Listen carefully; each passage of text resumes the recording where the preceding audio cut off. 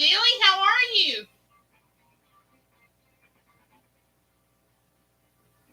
We got bad storms coming in tonight and tomorrow. They've done canceled all the schools around here for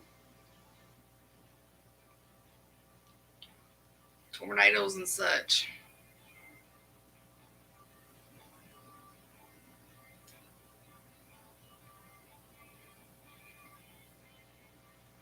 We got Bradford pears blooming like crazy around here.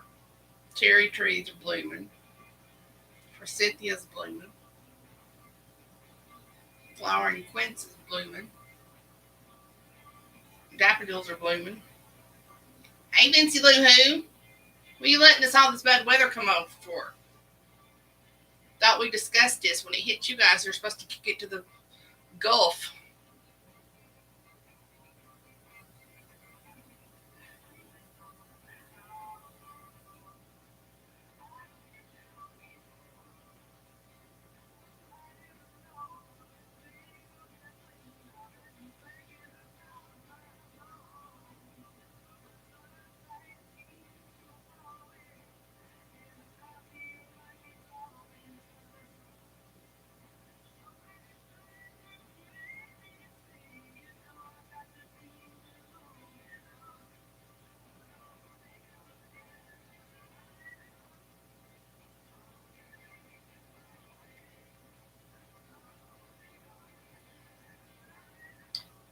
Perfect yesterday. It was a little windy, but other than that, it was perfect.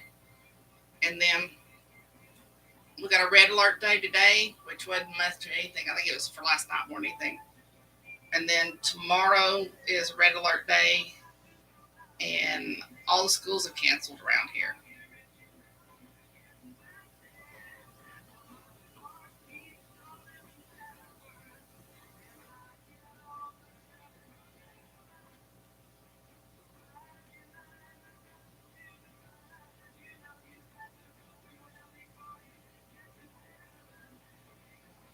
It's supposed to get ugly. There was hey Miss Jody. There was F0 tornado that hit last night in the news area around here. It was on the other side of Chattanooga, but still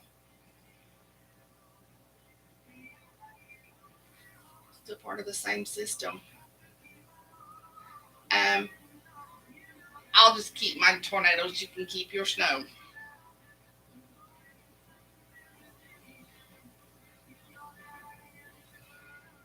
I don't really like snow at all. Well, they scare me too, but I don't want no snow.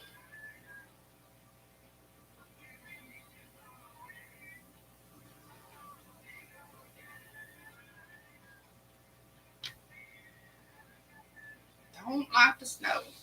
I think Miss Thetta is driving tonight. I think that's what Nina said. Nina says she probably won't be on here tonight.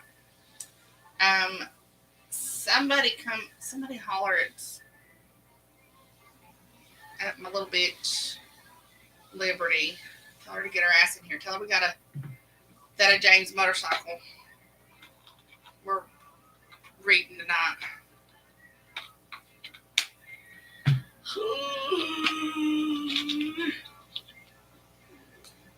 Thank you, Miss Vincy. All right, I'm gonna go ahead and get started because it's got an epilogue that goes with it, or prologue, rather. I'm freezing. I've been cold all day. I got it in the 60s today, but I'm still cold. But it's getting down to the 50s. The temperature's dropping. All right. This one's called Rebel Torture, a World of Rebel Souls novel. Prologue, Ephraim, and it's by Miss Thetta James. The warning came too late, and the bodies of my fellow soldiers were scattered like discarded rag dolls all over the ground, surrounding me in a blanket of utter chaos. Bullets whizzed past our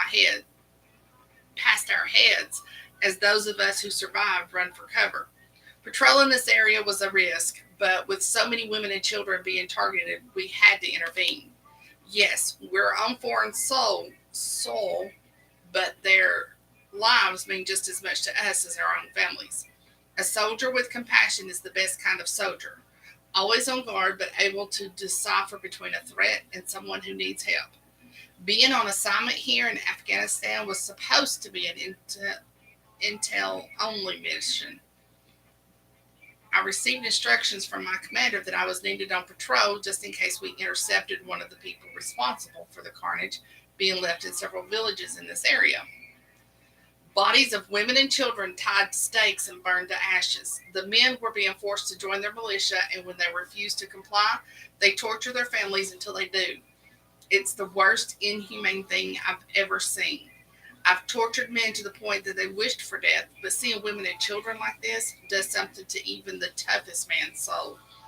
If I could get my hands on one of these fuckers, I'll show them how it feels to be terrified for your life, knowing that someone is about to inflict so much pain that you could become physically ill before they even laid a finger on you.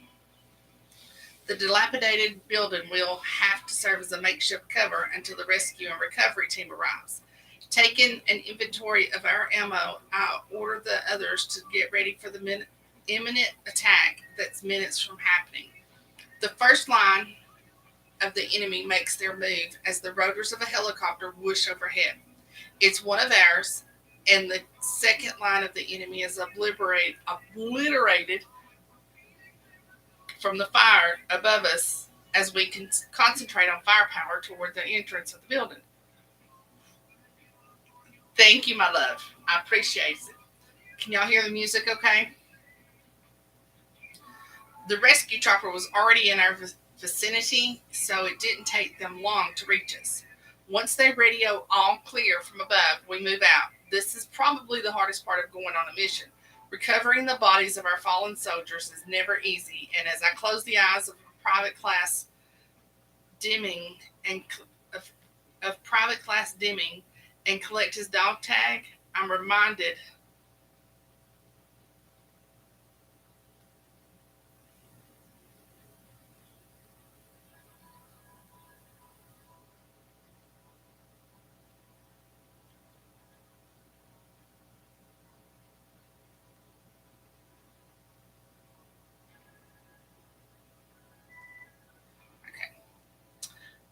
once they radio all clear from above, we move out. This is probably the hardest part of going on a mission. Recovering the bodies of our fallen soldiers is never easy, and as I close the eyes of Private First Class Deming and collect his dog tag, I'm reminded of just how short his life is. The kid was here, risking his life for civil unrest. It's a job with no rewards, and one that I've I am for. Sacrificed who I am for. I'm tired of this life and more than ready to retire. 10 years is enough of a sacrifice where I feel I've done my part and seeing all this carnage has taken its toll on me. I don't think I'll ever fully recover from the things I've seen, but I'm willing to try and find some sense of normalcy. Whatever awaits me back home in Iron Forge, Oregon will have to be enough.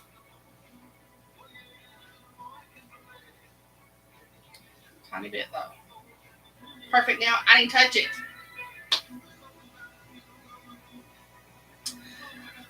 Chapter 1, Ephraim. Bodies everywhere, scattered, charred, and broken. My skin is drenched in sweat as I sit up, jolted awake from another nightmare. Soul searching is human, and I'm having one of those days where my soul is on edge and needing something to grab onto. I lost hope for a cure a long time ago and have come to terms with what I am. I'm a sick bastard incapable of feeling emotion. What I call normal, the military head shrink calls PTSD, and for the last few years it has taken its toll. The only time I feel any sense of normalcy is when I'm torturing someone. Being former special ops and a linguistics specialist in the Army molded me into who I am. I was trained to torture. It wasn't often, but I was called in when the powers that be needed information from a source who refused to talk or spoke a different language. The things I would do to get said information would make even the strongest man puke his guts out. It's embedded in my soul like a demon that needs to be exorcised. My military career ended the day one of my best friends died in my arms, but the need to torture never left. The feel of someone's pulse as it erratically beats against my hand gave me a rush like no other. Knowing that they were scared of what I would do next brought a high that even the best drugs couldn't touch. We were sent in on a high security mission. The goal was to find and secure a high ranking soldier from a terrorist cell that threatened to bomb the U.S. Embassy in Kiev.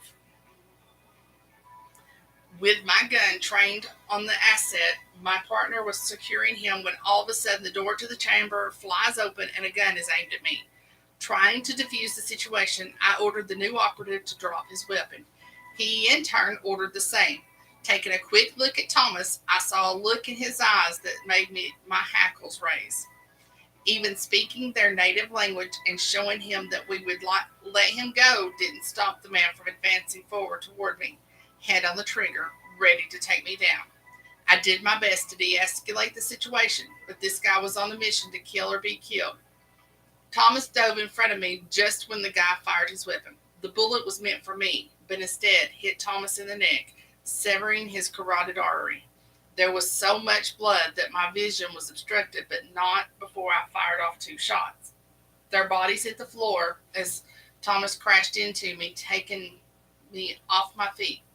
Radioing for a medic, I tried to stifle the flow of blood, but it was just too much. The only thing I could do was show him he wasn't alone when he took his last breath. What did we miss? I've asked myself that question countless times, and I'll never know the answer. We cleared the area before going inside it, and then again once we headed to the basement of the dwelling. I'll never know how or why this happened, but I knew right then and there that I had enough. I'd finished the rest of my tour, and when re-enlistment time came, I retired from the military. Honored for my work in the field and up for the rank of sergeant, I saluted my superiors for the last time and walked away. When I got back to Iron Forge, things had changed. My friend Gideon was now president of the Rebel Souls, and its former leader, Jake, was dead. Over the years during my home time, I learned about the Rebel Souls. Gideon had always been a rebel at heart, and at 16, when his uncle Jake allowed him to go to the clubhouse, he was hooked. My other friends, Daniel, Adam, and Caleb, had joined the rebels and encouraged me to join after watching me spiral out of control. My inner demons had taken over and ruled my life.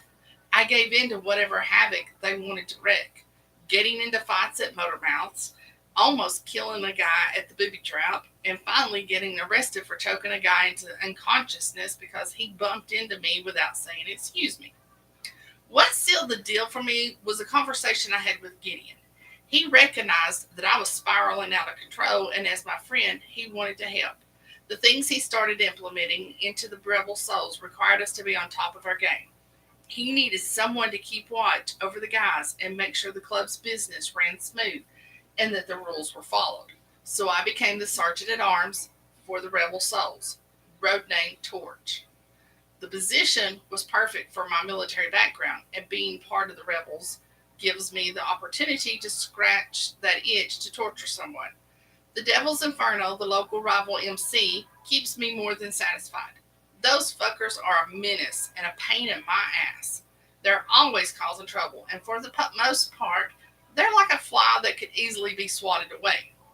Lately, they've been bolder and causing the kind of trouble that can get someone killed.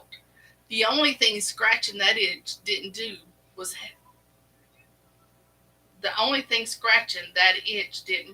help with the nightmares. Chapter 2. Ephraim. A loud bark jolts me awake, followed by several wet licks to the side of my face. The large body of Saint, my cane Corso, pushes up against me, telling me the dream isn't real. The nightmares seem to be getting worse, and I need to schedule an appointment with my therapist. This is no way to live, and I'm not sure why I'm still plagued with these dreams after so long. I'm not satisfied with my life, but I don't feel like I'm lacking anything. It's just the nature of the beast for a man or woman who has seen the ugly side of war. Some of us never adapt to the life of a civilian. Not that everyday life can't deal you some blows that can make you lose your mind, but what soldiers experience in war is a whole other level of insanity. Constantly seeing those images in the forefront of your mind with no relief in sight. All the therapy in the world hasn't helped, but talking it out with someone does bring a sense of calm. Scrubbing my hands over my face, I check the clock and see that it's only 5 o'clock. It's still dark outside, but I'm not going back to bed. Heading into the bathroom with stain on my heels, I take a leak and splash some cold water on my face. Looking at myself in the mirror, I can see the stress before my day has even started. What do you what do you say? What do you say we go for a quick run, buddy? I ask my boy. The wagging tail and resounding bark tells me that's a yes. Turning off the light, I go to my dresser and grab some shorts and a tee. Running always calms my demons a little, so I head downstairs and grab a water bottle from the fridge. Breakfast can wait until we get back. Right now, I just want to take my boy out for a run. Securing Saint's reflector vest, we exit through the garage and head out to the trails. This will be a fast run just to warm up my muscles and clear my head. What I really want to do is go to my basement for some heavy lifting. We choose the trail closest to the house and take off at a nice steady pace. The cool breeze coming from the trees is almost hypnotic and assists in clearing my head as well as keeping Saint from overheating. I'm grateful for the privacy and lack of people. Dealing with people is not in the cards right now. The 2 mile upgrade is perfect for a quick cardio workout. Saint likes to run ahead and chase the early rising squirrels that scamper across our path. He's never caught one, and to be honest, I think he just loves the chase.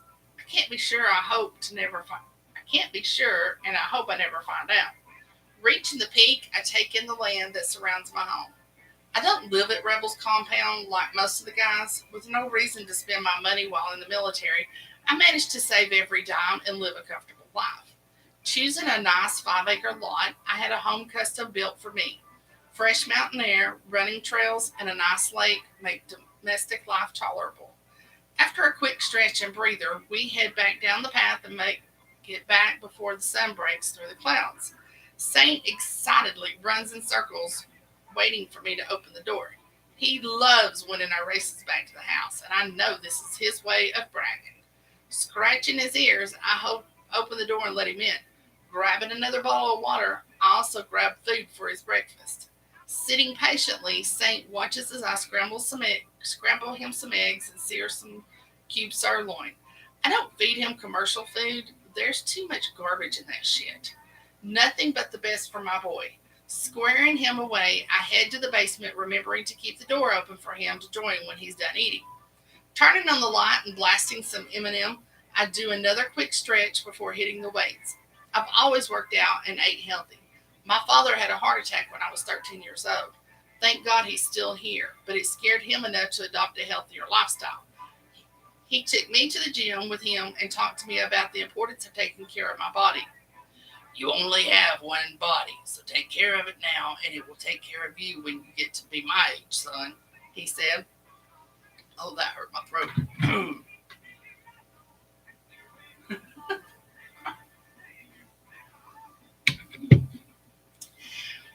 I've never forgotten those words, and he was right.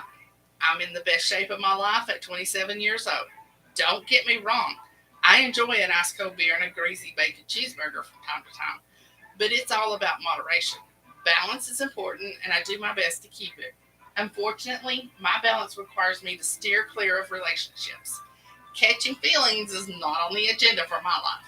What I felt for losing my best friend contributed to my PTSD.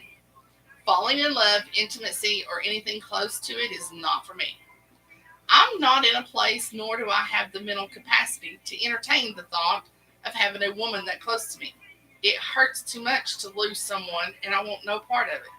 Just thinking of one day losing my parents, my sister Janie, or my road brothers makes me physically sick. So relationships are a no go for me. The women I've had sex with have tried to take that next step with me, only to have their egos bruised and feelings hurt. I make it clear that we're just fucking and they think there's some sort of connection because, unfortunately, some women associate sex with love or some shit. Because of that, it's been over 2 years since I've had a woman in my bed. Almost every Friday, we have parties at the compound, and the furthest thing from my mind is having a random female ride my dick. The sick bastard in me only allows them to suck my cock. No intimacy, no real touching except when I fist their hair and fuck their mouths. Hard. Don't get me wrong. I miss the smell of a woman's skin, the taste of her pussy, and after soft and having soft legs up over my shoulders is the ultimate high. But I can't risk getting caught up in her eyes when I make her come. That's my deal breaker. As Lose Yourself pumps through the speakers, I increase the weights to feel my muscles tear. Recalling all this shit has me on edge, and I need to turn my focus to club business. Crack, Digger, and I have a long run to Sturgis, South Dakota today. We're loading up some of Bordeaux's finest whiskey and heading out around noon. They'll ride in the SUV while I'll ride behind them on my bike. My job is to keep an eye on our surroundings since we have to ride through Devil's Country on our way. They have hijacked our shipment on previous runs, and we don't need that type of trouble on this run. These are new customers, and we need this to go smoothly.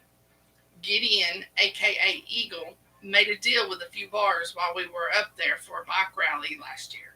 Eagle's brother Gabriel floats us about 100 cases off the books for us to sell under the table. The exchange is Eagle will never take his rightful place as heir to the business. Their father has no clue that they've made that deal, and when the time comes for Eagle to inherit the business, he'll gladly sign it over to his little brother. He wants no part of it. The money is good, and it keeps us away from having to get into the drug game. Eagle is carrying on Jake's vision for the MC. Make good money and stay out of trouble. There's trouble, and then there's the kind of trouble that gets your ass killed or locked up. We're creating a legacy for the future generation. The Rebel Soul's reputation will be that of honor, integrity, and wealth. They will implode on themselves. They're not only into drug trafficking, but we recently heard rumblings of sex trafficking. If that's true, it's just a matter of time before they lose the club altogether. I've been waiting for the day when one of them crosses the line in rebel business and I get the chance to inflict pain beyond anything they could ever imagine. The things that they do when they come into town grinds my nerves. Petty shit that terrifies small business owners, knowing that it won't ride for long. We protect our town, and as soon as we go to handle it, they run, scattering like little mice because someone turned on the lights. Like I said, pain in my ass. Wiping down my equipment, I head upstairs to take a shower. The water relaxes the tension from my nightmare away. My thoughts drift back to sex and the last time I indulged. Closing my eyes, I welcome the daydream as I squeeze some body wash into my hands and stroke my hardening cock. I ordered these online with Amazon, and it's just a little tablet. It's supposed to help my dry mouth. It tastes like mint. Probably won't be buying them again because that was too expensive for just that. I thought it was doing all day kind of thing, you know.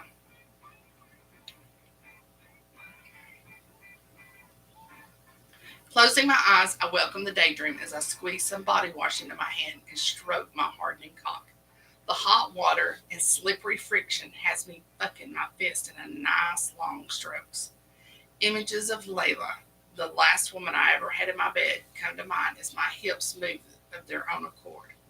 My dick grows harder as I reminisce of driving into her heat with no regard of whether or not I was hurting her. She loved it and always begged for more. Her pussy was always so tight and wet. She was the kind of woman that fucked you right back, stroke for stroke. She would match me. Always there in the moment with me, feeling things that quickly took us beyond just sex. Crossing the line that I drew in the sand a long time ago. When she would come, it seemed to go on forever. Glazed over eyes bored into mine, linking us together in that moment. Scaring the shit out of me. With the feel of her walls squeezing my cock, I nearly lost my fucking mind when my own orgasm detonated. The memory is so real that I fall to my knees as my release hits me. Hot water rains down over me as I come in long, hot spurts. Squeezing my eyes from the almost painful impact, I brace my hand against the shower wall to keep me steady through the onslaught of dizziness. Will it be like this forever for me? It's a question I ask myself often, and when I mull it over, I come to the same conclusion. Yes.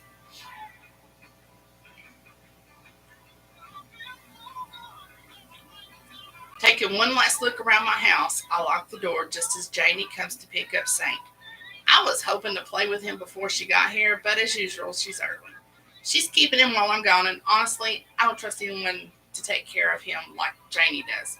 Besides, he loves her and loves spending time at her place. She spoils him as much as I do, so it's never a hassle when she has to keep him. Loading him up in her car, I give him one last rub. Be careful out there, big brother. Oh, sorry, that was Janie.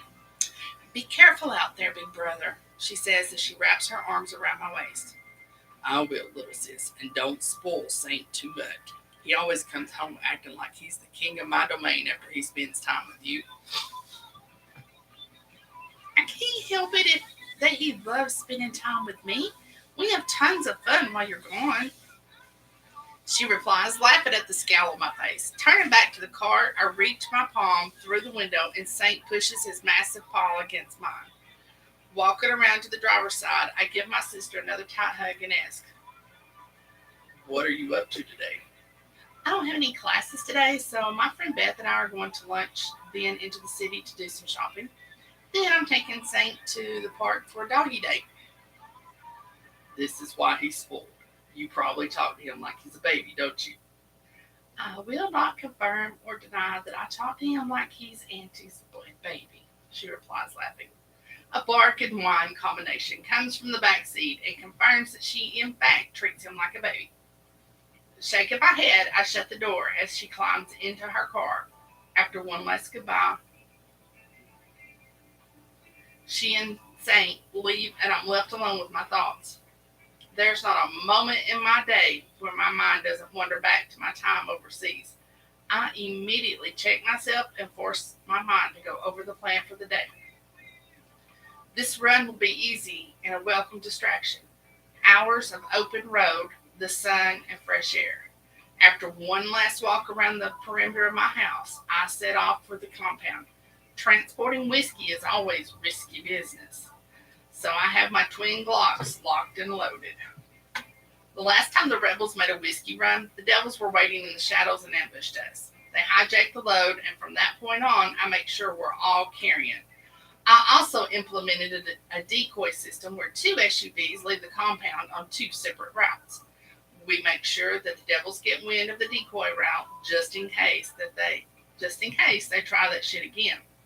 We're not stupid enough to believe that they don't have eyes and ears everywhere like we do, and we're a whole lot smarter than they are and always a few steps ahead of them. It's relatively quiet as I ride through town, and as I roll past the booby trap, I spot the most perfect ass bent over into a trunk. Fire red curls bounce as Lizzie stands with a box against one of her luscious round hips. Reaching up, she closes the trunk and turns just in time to see me slowly ride by. There are no words, just eyes searching with hope that the other says something. I nod as she waves to me, and as much as I would love to stop and talk to her, I just can't bring myself to do it. Lizzie is the type of woman I could get lost in. Luscious lips that are naturally tinted pink, plump round breasts that would fit perfectly in my palms, and long legs that I want to spread wide while I taste her. I purposely keep my distance and just watch her from afar. She's one of the bartenders there, and from my understanding, she watches over the strippers, making sure they have everything they need as well as helping them stay on track in their personal lives. I'm not sure why she's that dedicated, but it's admirable, and I'm sure the women who work there appreciate her support. Speeding up, I continue through town, knowing she's staring after me. but I don't give it pause. My mission for today is clear, and we have a long ride ahead of us. Chapter 3, Lizzie. If only I could see the depths of his eyes. Even with sunglasses on, I could tell that Torch was staring at me. In the few years that I've been here, we've never really talked to each other. Just a wave or some other gesture that acknowledges each other's presence. When I met him, he was just as broody and standoffish as he is today. Yes, he's kind, but I've never seen him engage with anyone, and he seems to only converse with his club brothers. When he and the guys come to the booby trap, his stare penetrates me, and just when I think he may finally talk to me, he averts his eyes. He never comes to the bar, just sits there at a table with eyes locked on me. The heat from his gaze always causes a slight shiver, complete with goose flesh decorating my arms. It's slightly unnerving, but not in a bad way. I'm curious as to what he's thinking. His face is always expressionless, void of anything that gives away any part of him. It's hard to gauge what's going on in that handsome head, so until he actually speaks to me, I'll never know the man behind the mask. It's a beautiful Friday morning in Ironforge, and tonight we'll be busy here at the booby trap. I suppose it's possible that he's shy, but I don't believe that's the case. Even though he gives nothing away, his eyes sometimes give me a peek into his soul. His irises burn bright whenever I approach his table to bring him a fresh beer. Everyone in Iron Forge sips on Bardot's finest, but not him. He drags on a local IPA, simple, laid back, and unobtrusive.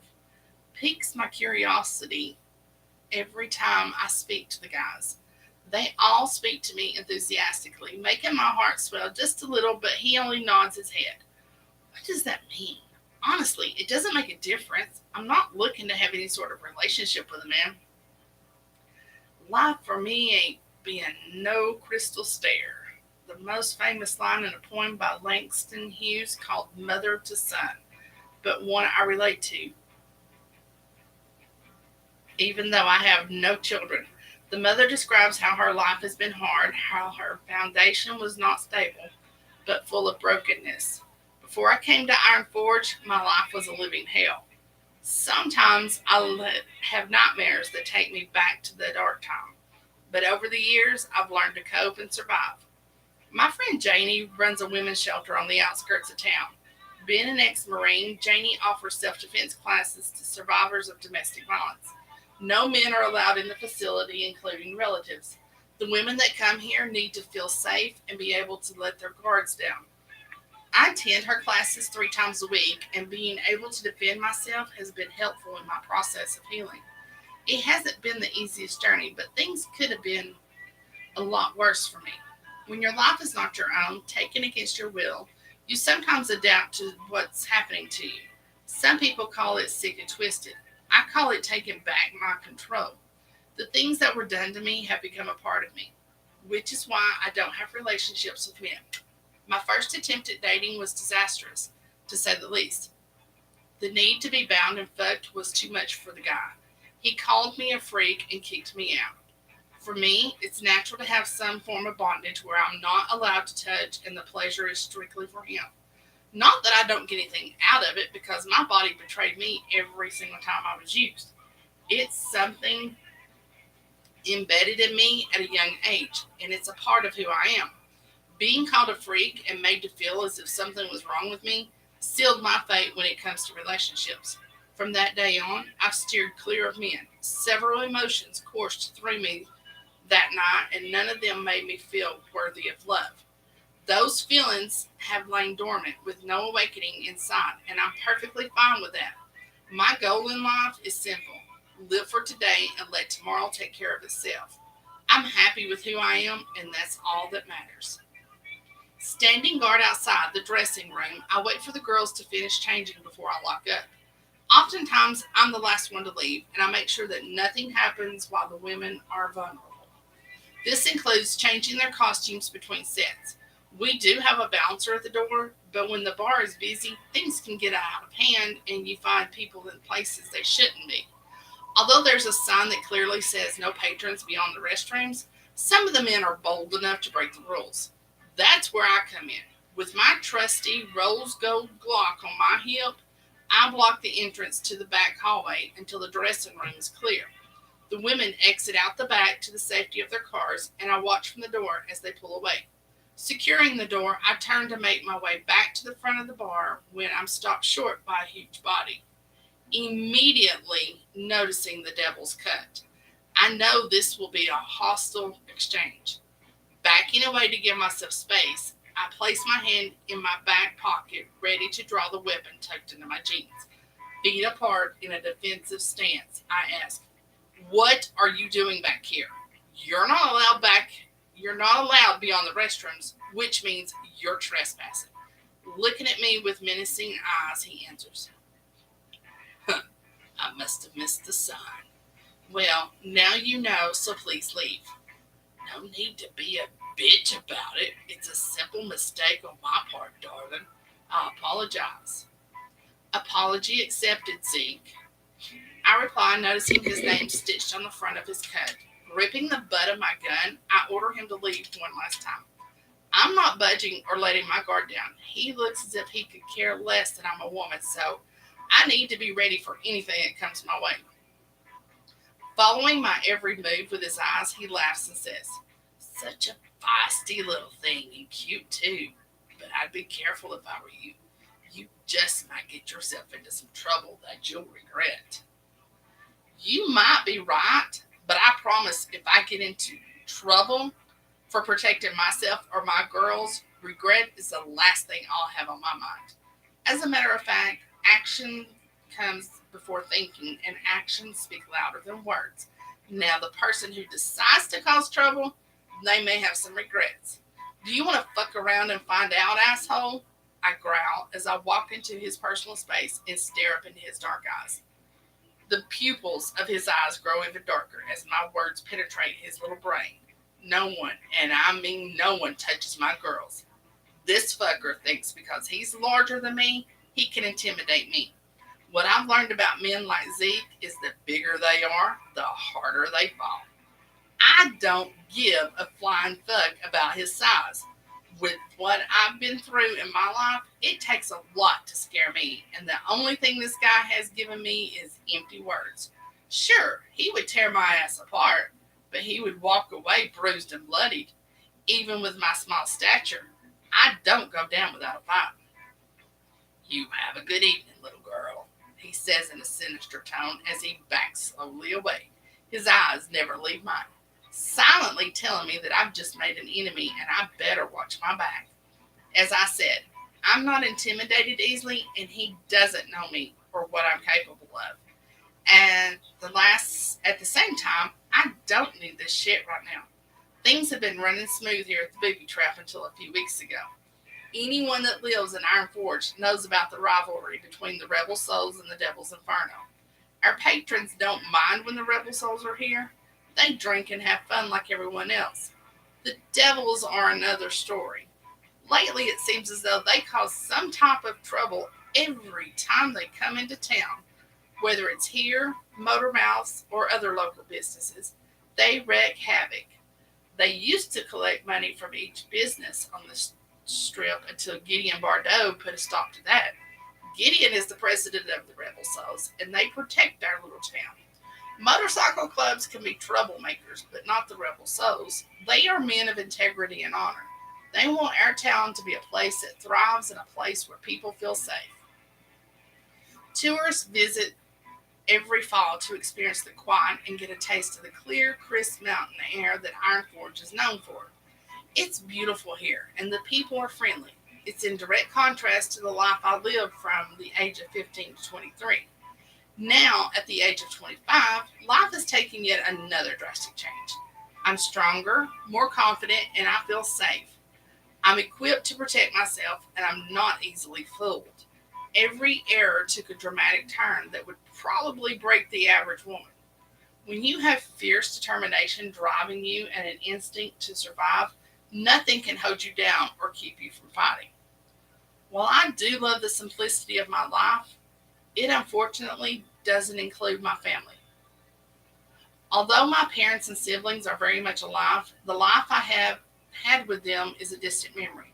One that I no longer think about, and one that I don't wish to go back to. We live on different coasts, and I welcome the distance because the thought of what they perceive as normal drives my anxiety through the roof. Even when life deals you a shitty hand, you acclimate to the person you become through the cards that life has handed to you. You learn to live with them, and they're as important to you as drawing your next breath.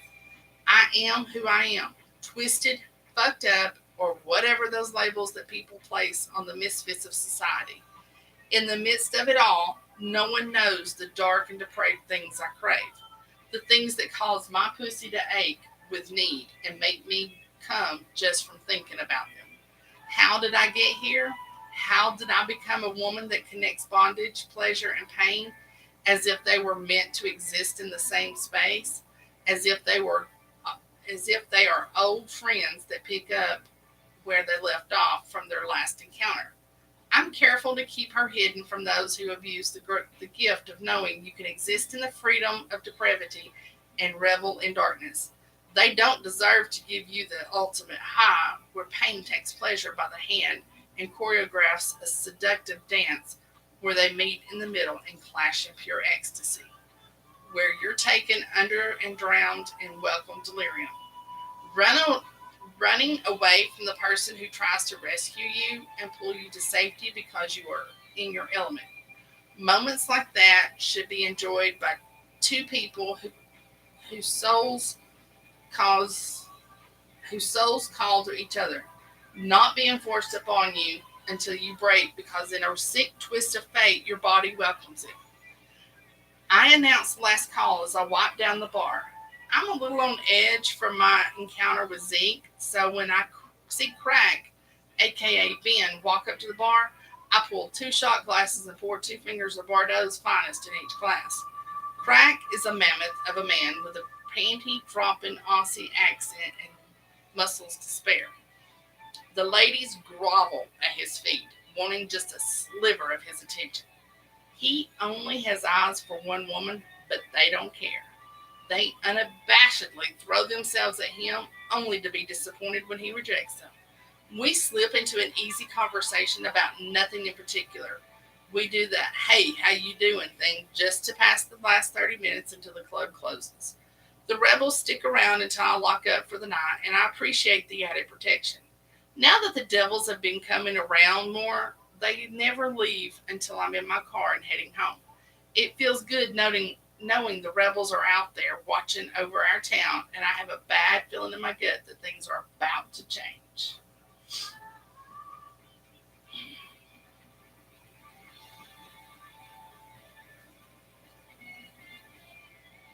Oh no!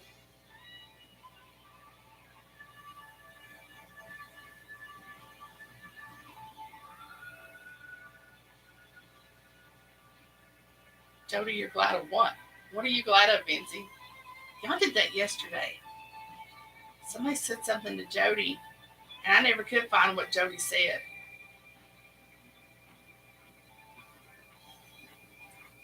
All right.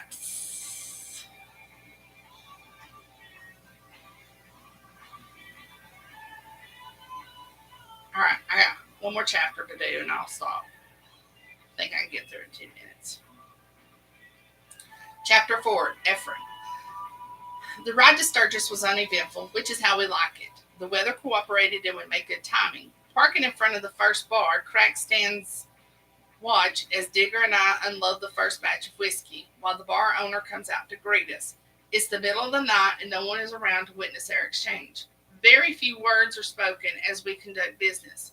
What I've learned in life is you have to put people into categories. You'll have friends that are close. In my case, the only friends I have are my MC brothers. Then you have those you associate with.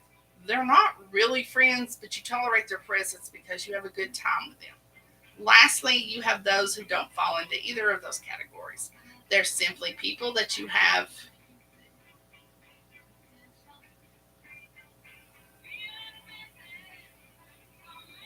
Lastly, you have those who don't fall into either of those categories. They're simply people that you have a common goal with. Case in point, we have access to the finest whiskey on the West Coast. These bar owners want it but don't want to pay the high cost to stock it. We get paid under the table and they provide their patrons with quality liquor. Everyone comes out on top. On this particular run, we're walking away with around 20 grand. Eagle negotiates the price and we collect. Since we made it here earlier than expected, we're going to spend the day enjoying the town. Sturgis is known for hosting the largest motorcycle rally every August. MCs come from around the country to enjoy 10 days of camaraderie with other road brothers and relax a little. The drive back will be long and we need some time to recharge.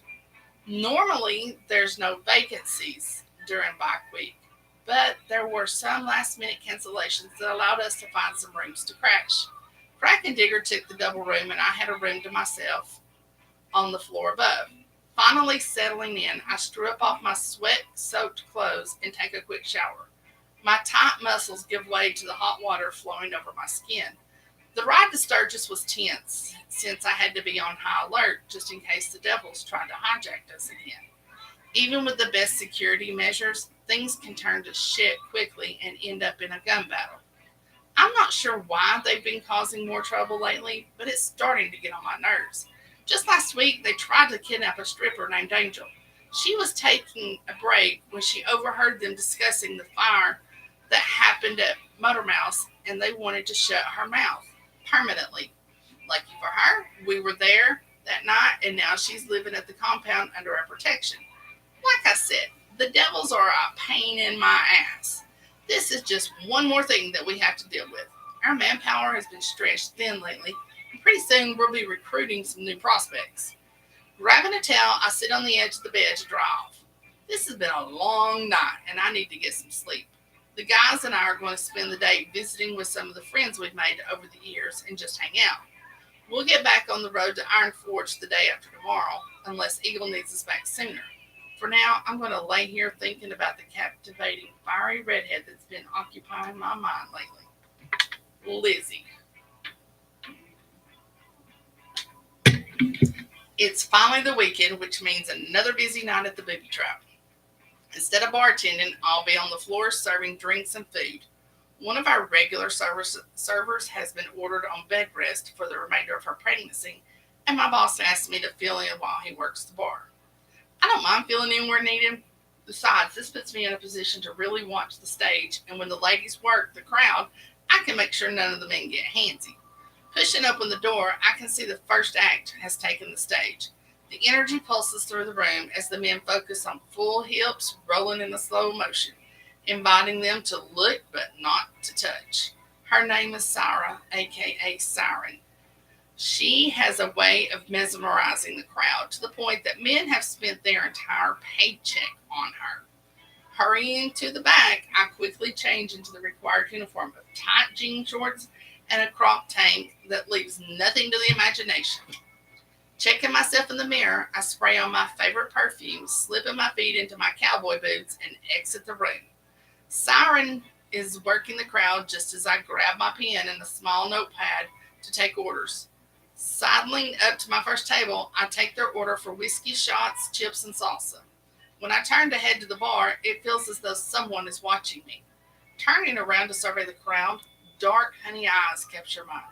I'm rooted to this spot as I watch his eyes travel down my body, pausing at my belly ring, then continuing down my legs. It's no wonder that his road name is Torch, because that stare just incinerated my thong and caused me to swoon a little. Slowly moving toward their table, I get my shit in check to take the rebel's order. His eyes never leave mine as I ask, "What'll it be, Torch?" "Guinness Nitro IPA." If I could get their paychecks, I'd be flashing them too. "Guinness Nitro IPA," he says. The words roll seductively off his tongue, causing a pulse aching between my legs. He must notice the shift in my thighs because his stare intensifies as he swipes his tongue across his bottom lip. I do my best to keep my composure, but the look of hunger he gives me sets me on edge. Clearing my throat, I take the rest of their orders and walk back toward the bar. Stealing a glance behind me, I don't miss the way he eye fucks my ass, as though he wants to devour it. Surprisingly, oh, there's the bitch. Where you been, sis? Surprisingly, I don't balk at the thought.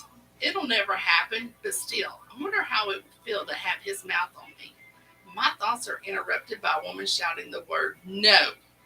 Quickly walking toward the voices, I notice Siren being forced onto a lap while she tries to push the guy's hands away. It's none other than the fucker Zeke. He has a hard time following rules because this is the second time he's ignored the posted signs. We have a no-touch policy here. If a guy wants to pay for a lap dance or doesn't mind the girls dancing close, they're not allowed to touch them unless she says it's okay. Even then, they have to be respectful of any boundaries that she sets.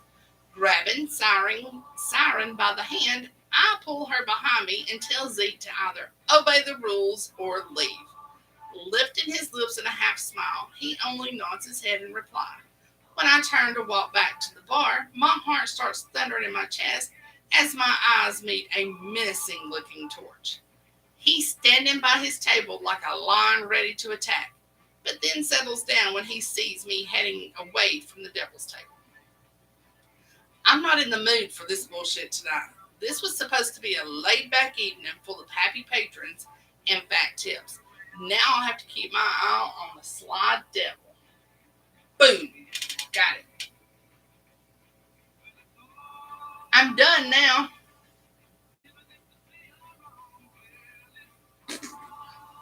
Why is it so hard? How did you find it? I mean, everybody says it's hard. I don't have a problem finding it. And Billy torches mine.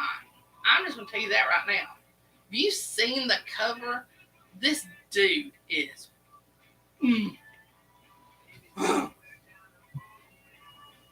Thank you, Miss Jody. Tell Tim I said hey. And y'all be careful, the storms and stuff coming through tonight. All the schools around here are shut down. Thank you, Miss Vincy. I just read it. Miss Thetta's the one that wrote it. Oh yeah, Miss Billy.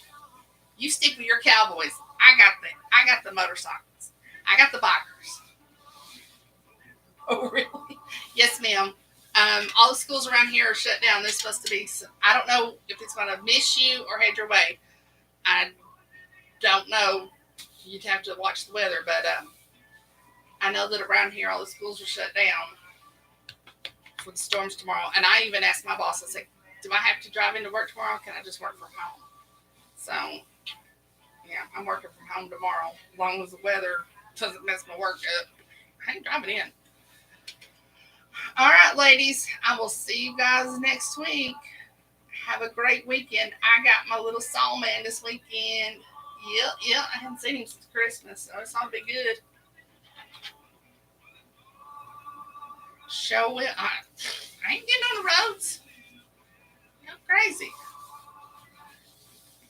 Good night, everybody, and happy reading, okay? Billy, stay safe and warm up there. Bitch. You're going to be punished. You've been late. You didn't let me know you were there. All right, I'll talk to y'all later. Good night.